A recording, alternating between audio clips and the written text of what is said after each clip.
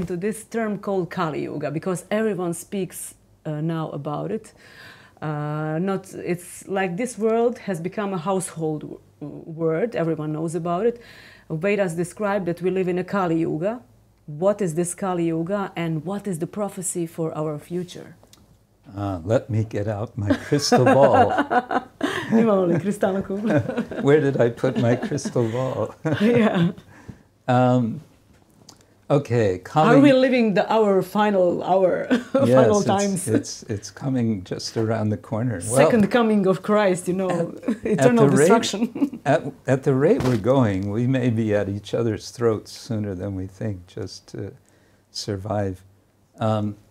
This idea of yugas, as far as I know, appears not explicitly until the Mahabharata.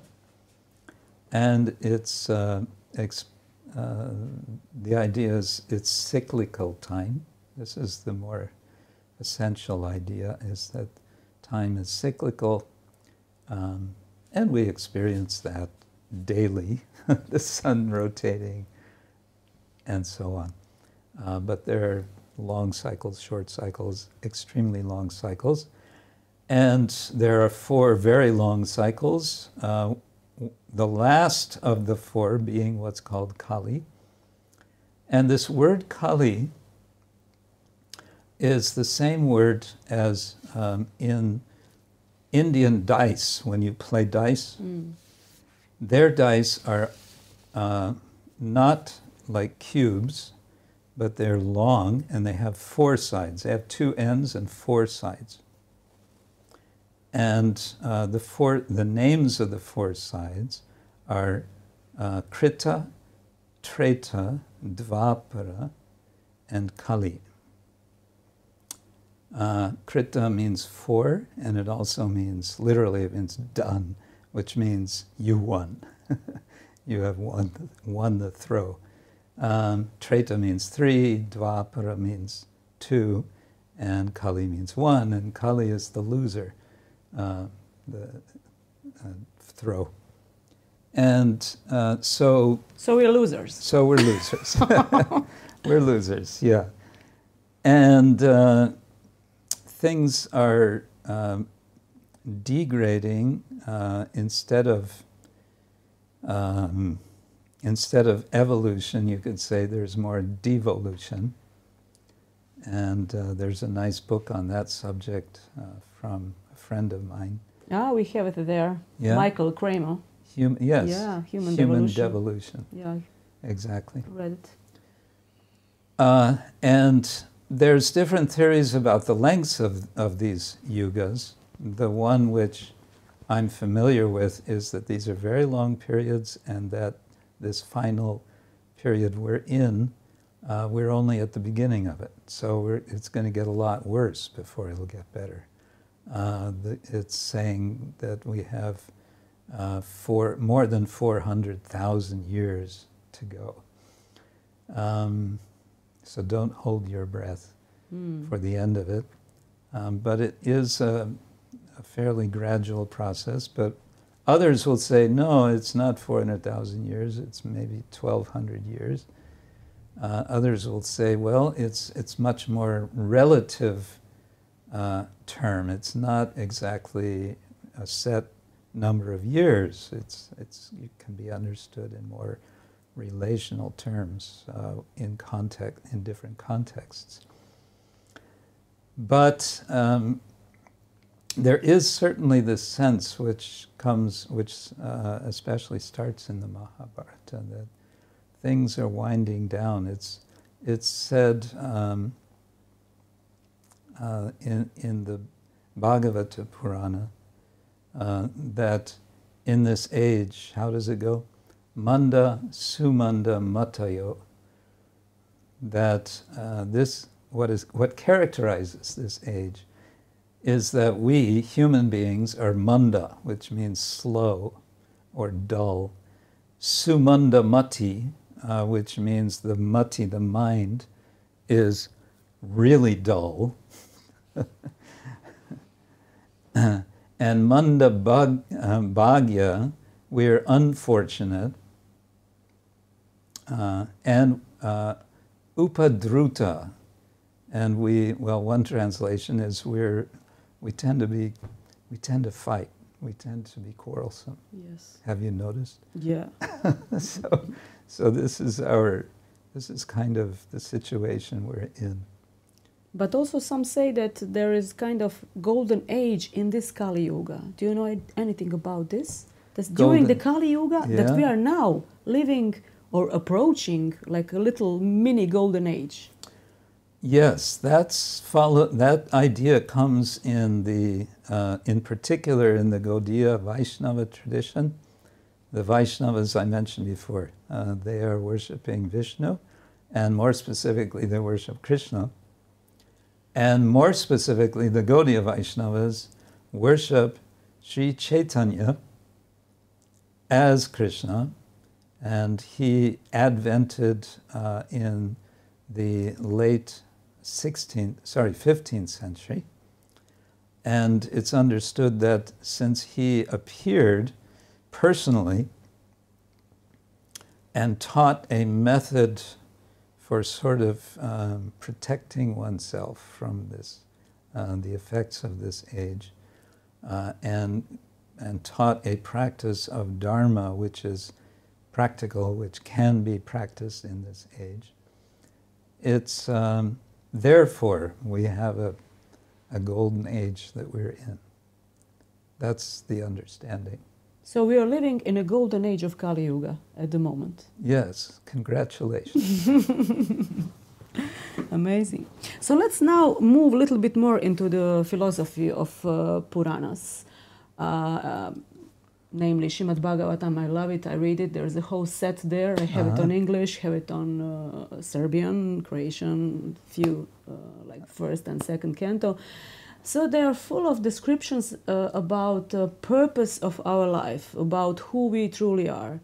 So can you explain, according to Puranas, Vedas, who are we? What is the purpose of our life? I mean, why do we live? Why do we die? Yeah, I think we all have that question, especially when we're when we're children, isn't it? We all at some point stopped and asked ourselves, what's the point? What's the point? I remember distinctly asking myself, how is it that this is my mother and this is my father? Why wasn't I born in that family over there, or that family, but I'm in this family? How did that happen? So the questioning, you could say this is the beginning point, especially as you mentioned in the Bhagavata Purana, is a recognition that we have as human beings this special capacity to question. And the whole Bhagavata Purana is built on questions. It's the first and sort of founding question of the king who is questioning the sage. Shuka is the sage's name. The king has been condemned to die. He's been cursed. He's going to die in 7 days, and he knows it. And he realizes there's no point in fighting against it. Now this is just as a footnote, the Mahabharata tells a very different story. It says the king tried to fight against it. He tried to avoid it. They don't tell you that in the abridged editions of the Mahabharata, but he tries to avoid it. The Bhagavatam says, no, he wasn't so foolish as to try to avoid it. He recognized, this is my time. I have 7 days and 7 nights to live. What do I do with this short time that I have? He does the right thing. He approaches a sage. Shuka is his name, who is well-versed and, we say, realized in the knowledge of the Veda, and specifically this book, the Bhagavata Purana. about which we made a film. That's something else you can maybe give a link to. Yeah, definitely. It's amazing. I watched it like last night, and when did you publish that documentary?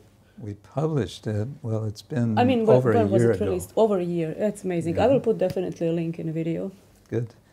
So, and his question is, what is the duty of a person who's about to die? So there's this idea again of what should I do? Which means there's a sense of should. There's a sense of ought, not only of I want, but what should I do? And so this leads into this discourse which expands out and unfolds through many, many narratives to understand, first of all, who am I, and who or what is ultimate truth and what is ultimate purpose. So it's a long story that kind of brings you to the point gradually of understanding, okay, this is important. And the very first verse of the Bhagavata kind of takes the whole 12 skandhas, they're called, or cantos, and shrinks it all together in one verse. And this one verse, I'll just recite the last line, Dhammna svena sada nirasta kuhakam satyam param dhimahi. And this satyam param, satyam means truth, param means supreme or ultimate. So it's a kind of invitation. Now let's meditate. Dhimahi means let us meditate. On what? Let's meditate on the ultimate truth. We've been meditating on everything. We've been meditating on how to enjoy life for many lifetimes. This is the idea. We've tried, and we've tried again, repeatedly. Chewing the chewed. That expression is there, yeah. Puna punas charvita charvananam is the Sanskrit. That again and again I'm chewing what has already been chewed. And spit it. And, yeah. So here it's saying, Satyam Param Dhimahi. Let's meditate on the supreme truth.